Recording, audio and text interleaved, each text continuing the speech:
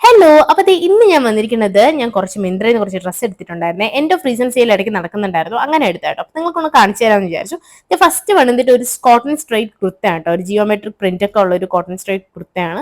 ഇത് ഫ്രണ്ടിലത്തെ ഈ നെക്കിന്റെ കട്ടാണ് നല്ല ഭംഗിയാട്ടോ. ബാക്കിൽ വന്നിട്ട് സ്ട്രൈറ്റ് കട്ടായിരുന്നു കേട്ടോ, നല്ല രസമുണ്ടായിരുന്നു. അതിന്റെ കൂടെ പാന്റ് കിട്ടുന്നുണ്ട്, ഒരു പാന്റ് കിട്ടുന്നുണ്ട്, പിന്നെ ദുപ്പട്ടയുണ്ട്. രണ്ടും അടിപൊളിയായിട്ടുണ്ടായിരുന്നു. എനിക്ക് കറക്റ്റ് ഫിറ്റിംഗ് ആയിരുന്നു കേട്ടോ. ഞാൻ എടുത്ത സൈസ് എം ആയിരുന്നു. അടിപൊളിയാണ് കേട്ടോ, എനിക്ക് ഭയങ്കര ഇഷ്ടപ്പെട്ടിട്ടുണ്ടായിരുന്നു.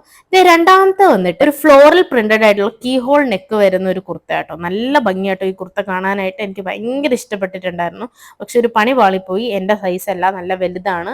ഞാൻ എടുത്ത സൈസ് എം ആണ്, പക്ഷെ എനിക്കത് കറക്റ്റ് ഉണ്ടായിരുന്നില്ല കേട്ടോ. അപ്പൊ ഞാൻ വേഗം തന്നെ ഇത് റിട്ടേൺ അടിക്കാനുള്ള പ്ലാനാണ്.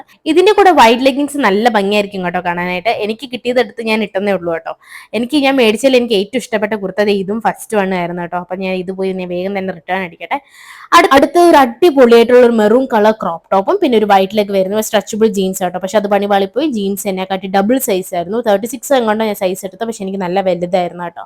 അവിടെ ഞാൻ റിട്ടേൺ അടിക്കാൻ നോക്കിയിട്ട് റിട്ടേൺ എടുക്കാനും പറ്റുന്നില്ല, ഔട്ട് ഓഫ് സ്റ്റോക്ക് ആയിരുന്നു. അതുപോലെ ജീൻസിന് നല്ല റേറ്റും കൂടിയിട്ടുണ്ട് കേട്ടോ ഇപ്പോൾ.